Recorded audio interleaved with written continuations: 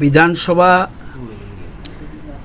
একদিনের জন্য মাননীয় অধ্যক্ষ মহোদয় আহ্বান করেছেন, কারণ ওনার কাছে 17 জন সদস্যা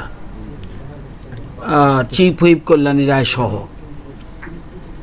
একটা দরখাস্ত দিয়েছে, পিটিশন দিয়েছে যে একটা বিষয় নিয়ে, বিষয়টা হলো নোটিশ অফ মোশনের বিষয়বস্তু, ইংরেজি না বলে বাংলা বলছি, ভারতীয় নারীদের সাংবিধানিক অধিকারকে আরও সুদৃঢ় ও সুরক্ষিত করার লক্ষ্যে এই সভা দেশের সকল সংসদীয় রাজনৈতিক দলের মধ্যে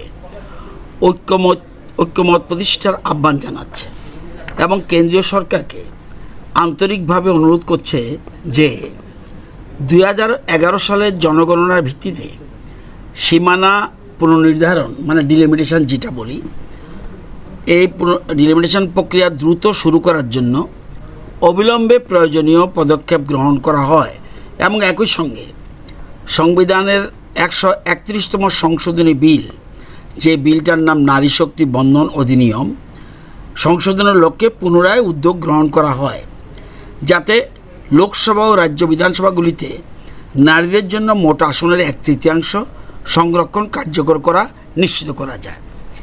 এই বিষয়টা নিয়ে 17 জন এই বিধানসভার সদস্যা একটা চিঠি দিয়ে স্পিকারকে, স্পিকার এই জন্য বিধানসভা ডেকেছেন।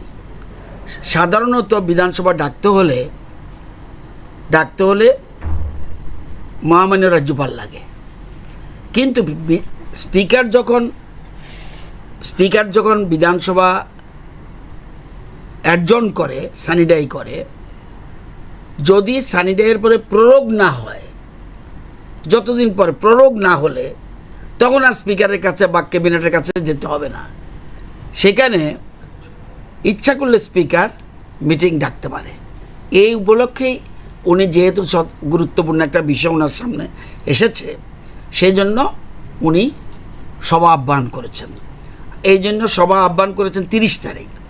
তো বিধানসভা হলেই বিএসসির একটা মিটিং হতে হয়। তো বিএসসির মিটিংয়ে শুধুমাত্র একটা এজেন্ডার জন্য বিধানসভা আহ্বান করেছেন এবং অবিচুরি রেখেছেন। অবিচুরি মানে আমরা যাদের, আমাদের রাজ্যের প্রাক্তন মন্ত্রী কার্তিক কন্যা দেববর্মা,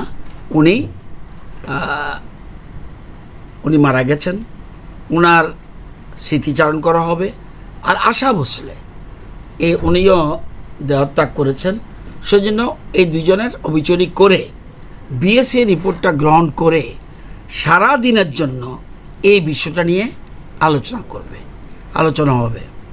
বিভিন্ন রাজনৈতিক দলের প্রতিনিধিরা বক্তব্য রাখবে, যারা বিধানসভা আছে, ট্রেজারি, অপোজিশন, সব মিলিয়ে আলোচনা হবে এবং এই মোশনটা অ্যাডপ্ট করে আমরা সমস্ত রাজনৈতিক দলের কাছে আহ্বান করছি থ্রু সেন্ট্রাল গভর্নমেন্ট, যাতে এটা পুনরায় উত্থাপন করে অতি দ্রুত, কারণ এমনিতেই আমাদের